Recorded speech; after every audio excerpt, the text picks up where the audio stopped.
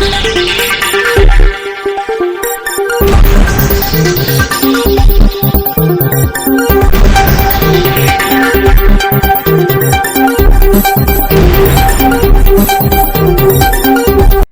દર્શક મિત્રો, શિરોડ સમાચારમાં આપ સૌનું હાર્દિક સ્વાગત છે। ડભોઈ તાલુકાના 5 ગામોને મળશે નવી શાળા। ધારાસભ્ય શૈલેષભાઈ મહેતાના વરદ હસ્તે ખાતમુહૂર્ત કરવામાં આવ્યું।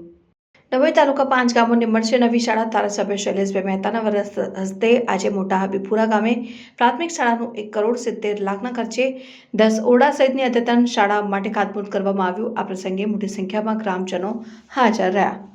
સાથે સાથે બીજા 4 ગામોમાં કુલ 6 કરોડના ખર્ચે નવીન શાળા બનાવવા મંજૂરી મળી હોવાનું ધારાસભ્ય શૈલેષભાઈ મહેતા દ્વારા જણાવાયું।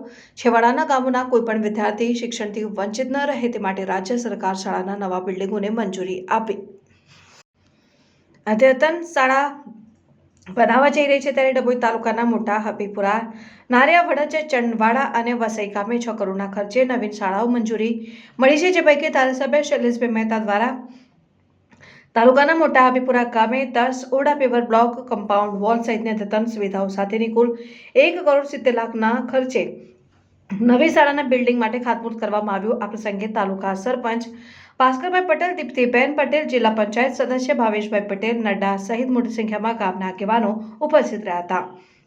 ધારાસભ્ય શૈલેષભાઈ મહેતા દ્વારા તાલુકાના ગામોમાં 6 કરોડના ખર્ચે 5 શાળાઓને મંજૂરી આપતા રાજ્ય સરકારનો શિક્ષણ વિભાગનો આભાર વ્યક્ત કર્યો। રિપોર્ટર મિત માછી, શિરોડ સમાચાર ન્યૂઝ, ડભોઈ। ડભોઈ તાલુકાના મોટા હબીપુરા ગામે શિક્ષણ ધામ, વિદ્યાના ધામનું ભૂમિપૂજન કરવામાં આવ્યું છે। ભારતીય જનતા પક્ષનું સૂત્ર સૌનો સાથ, સૌનો વિકાસ અને છેવાડાના માનવી સુધી વિકાસ પહોંચવો જોઈએ અને શિક્ષણ માટે સૌથી વધુ ગુજરાત સરકારે બજેટ ફાળવ્યું છે અને એ બજેટના અનુસંધાનમાં ડભોઈ તાલુકામાં 5 ગામોમાં શૈક્ષણિક સંકુલો નવા બની રહ્યા છે।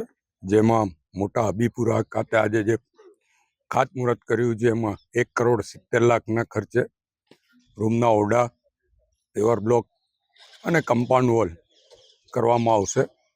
સાથે સાથે જ નારિયામાં, વડજમાં, ચંદવાડા અને વસઈ આમ ડભોઈ તાલુકાના 5 ગામોમાં આ શાળાના મકાનો બની રહ્યા છે અને કુલ 6,70,00,000ના ખર્ચે આ 5 ઠેકાણે શાળાના મકાનો બનશે અને તમામ શાળાના મકાનોની સાથે સાથે તમામ ઠેકાણે પેવર બ્લોક, કમ્પાઉન્ડ વોલ, એટલે કે વિદ્યાર્થીઓનું ભણતર માટે સારું ઇન્ફ્રાસ્ટ્રક્ચર મળે, સાથે સાથે જ એમની સેફટી માટે પણ કમ્પાઉન્ડ વોલ જોઈએ અને રમતગમત પણ ત્યાં રમી શકે અને વાતાવરણ પણ સુંદર હોય એવું આયોજન સરકાર દ્વારા કરવામાં આવ્યું છે।